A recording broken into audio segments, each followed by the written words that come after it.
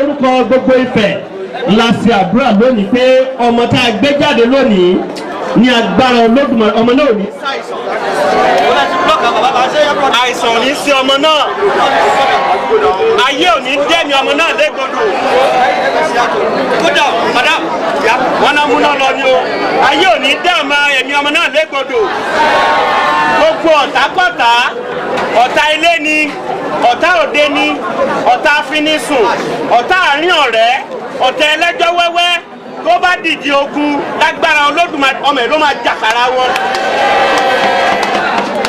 ọ̀tá inú ààfin ni, ọ̀tá olóyè, ọ̀tá ẹmẹsẹ̀, ọ̀tá olórí tó bá ní kùnùkùnú sínú tó dìde ogun lórí ọmọ tuntun tá a gbé jáde lónìí ọmọ ẹ̀ ló máa jàkàrà rú ẹni bẹ́ẹ̀. ọmọ tá a wá gbé jáde lónìí ọmọ aláyọ̀ ni, ọmọ Ifẹ̀ ni. Ifẹ̀ níjọ́ tí a ti dáyé ìfẹ́ la máa ń lò. ọmọ Ifẹ̀ ò kì í lonú méjì.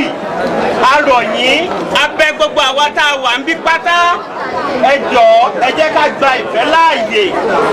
ìgbà tí Olódùmarè máa ṣẹ̀dá ayé ìfẹ́ ló fi dá o. ẹ jẹ́ ká gba ìfẹ́ láàyè. ìfẹ́ ni gbogbo wa fi lè gbé ìgbé ìfọ̀kànbalẹ̀ lórí ohun gbogbo tá a bá ń ṣe. ẹ jẹ́ ká lo ìfẹ́.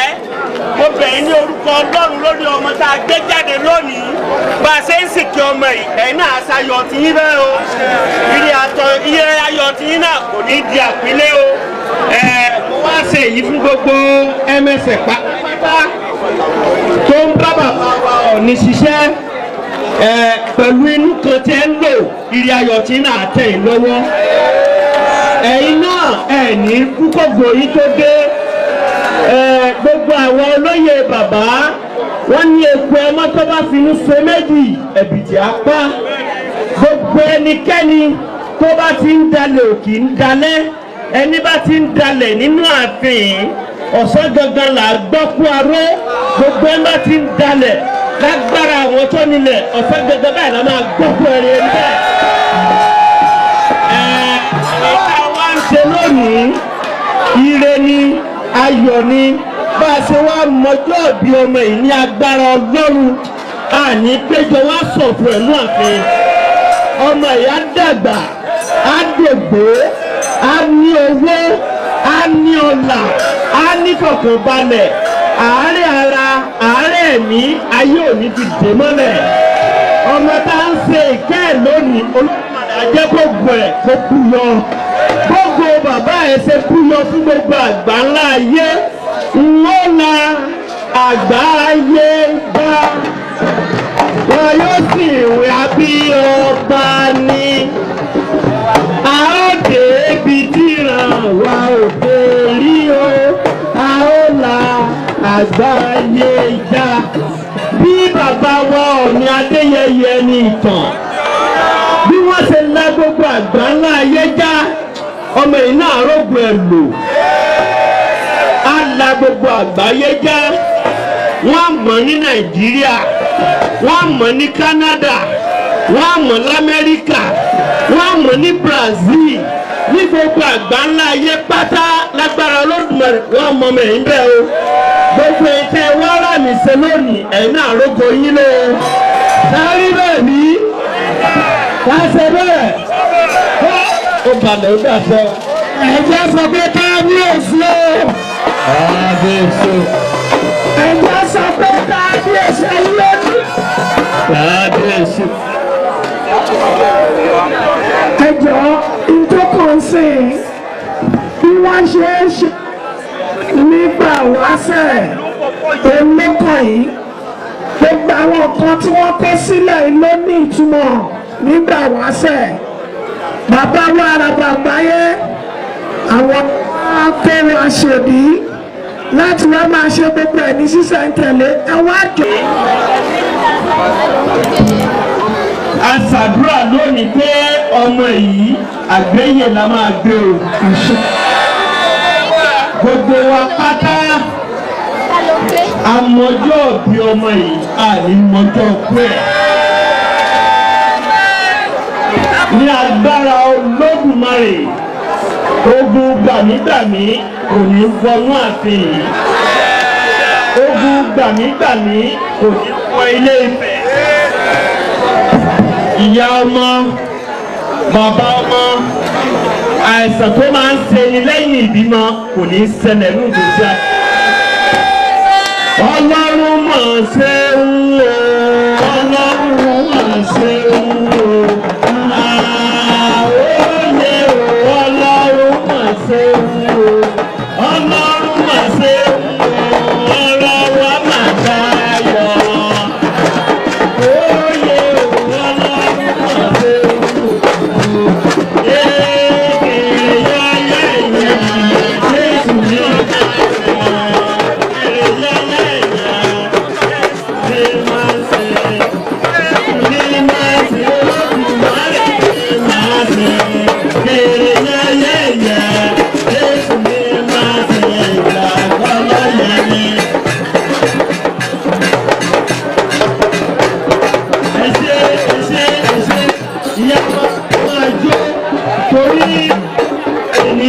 Ọjọ́ ayọ̀ yín ni bẹ́ẹ̀ ni ẹnu ọjọ́ pé ìyá wa gbogbo ẹ̀yin olórí pátápátá mo kí yín kú oríire.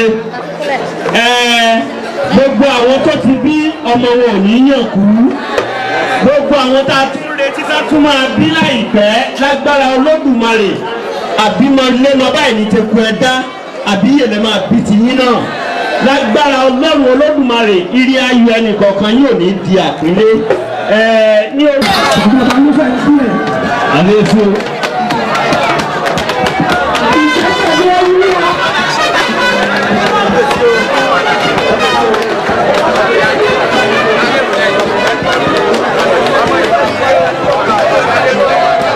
pẹ̀lú tó ń bẹ̀rẹ̀ bàbá.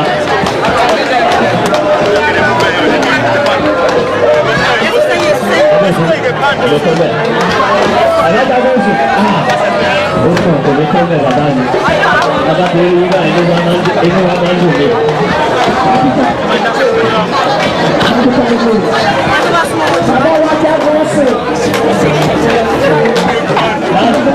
Wọ́n ti pẹ́ sí mi lára.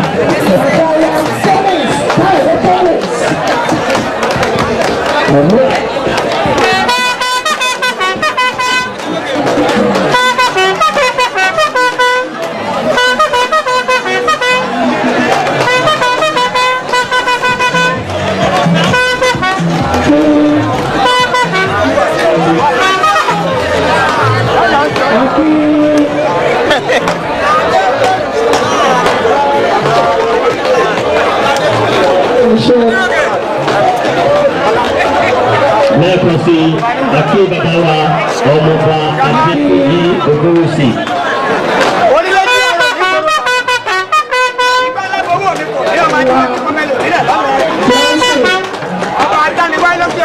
Adéní ìjọsìn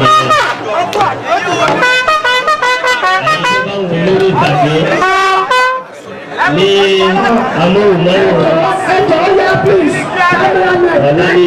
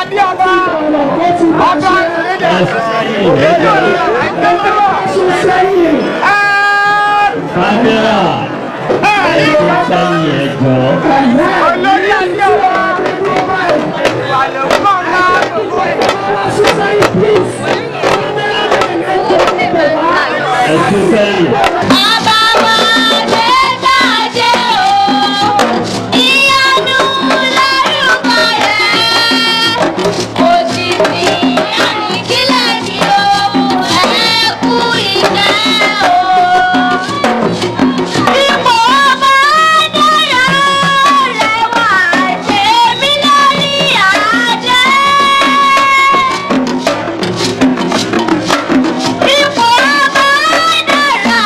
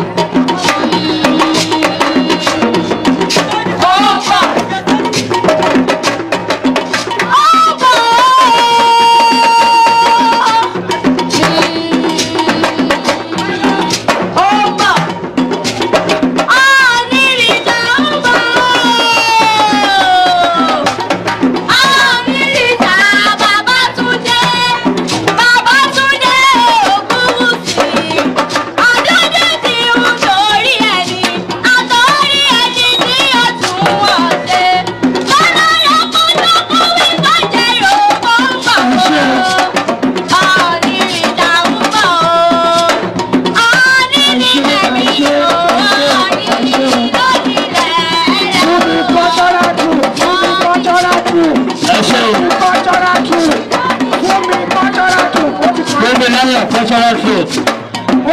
Óyá fún mi. Ẹ jẹ́ ká ṣe kọ́mọ́kọ́mọ́. Ẹ bá pàtẹ́wọ́ dáadáa fún. Thank you, Akpasaga.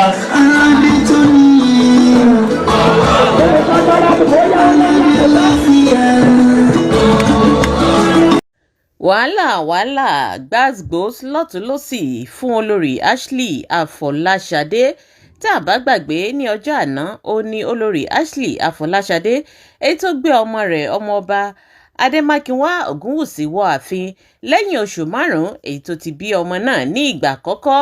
Ọjọ́ àná ó ní bàbá wa Ọọ̀ni Ifẹ̀ èyí tí wọ́n fi ojú rí ọmọ náà. Níbi ayẹyẹ yìí ni oríṣiríṣi nǹkan ti ṣẹlẹ̀ tí àwọn èèyàn sì ṣàkíyèsí aṣọ tí olórí Ashley èyí tó wọ̀ àti èyí tó wọ̀ fún ọmọ rẹ̀. Ẹ̀yin èèyàn eléyìí ló jẹ́ kí àwọn èèyàn ó jáde tí wọ́n sì bẹ̀rẹ̀ sí ní bú olórí Ashley Afọláṣadé. Wọ́n ní wàhálà rẹ̀ ti pọ̀ jù, wọ́n ní àṣejù rẹ̀ ti pọ̀ jù, wọ́n ní ṣó nìkan ni ọba ó kọ́kọ́ fẹ́ láàfin ni, wọ́n ní ṣó nìkan ni ìyàwó èyí tí wọ́n kọ́kọ́ gbé wọ ààfin, wọ́n ní òní lónìí òní lánàá lójoojúmọ́, wọ́n ní ẹnu òsìn lára rẹ̀. Ẹ̀yin èèyàn wọ́n ní bẹ́ẹ̀ náà ni nígbà tó bí ọmọ yìí wọ́n ní oríṣiríṣi ọ̀rọ̀ ló sọ.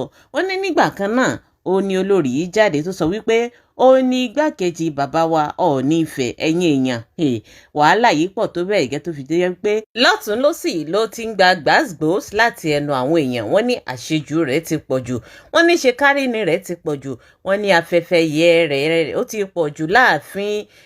Wọ́n ní kò sí ní tí wọn ò sọ tẹ̀ ẹ̀yin èèyàn látàrí wípé tá a bá wo fídíò yìí dáadáa a rí i pé lára aṣọ tí ọmọọba Adémákinwá Ògúnwùsì wọ̀ ẹ rí i pé wọ́n kọ síbẹ̀ wọ́n ní àrẹ̀mọ ọba Ọ̀jájá Ògúnwùsì.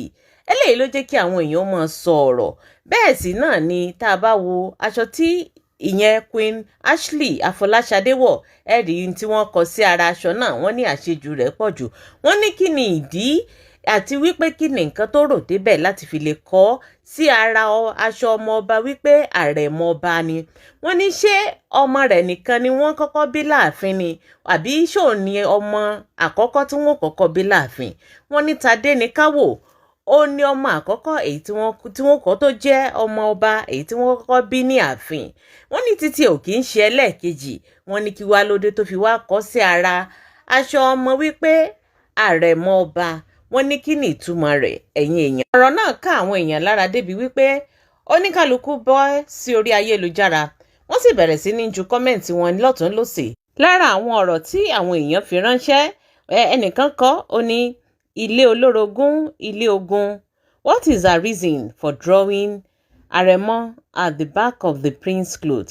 There can be only one Aremo prince and that is the first son Tadenikawo. Others are prince and princess.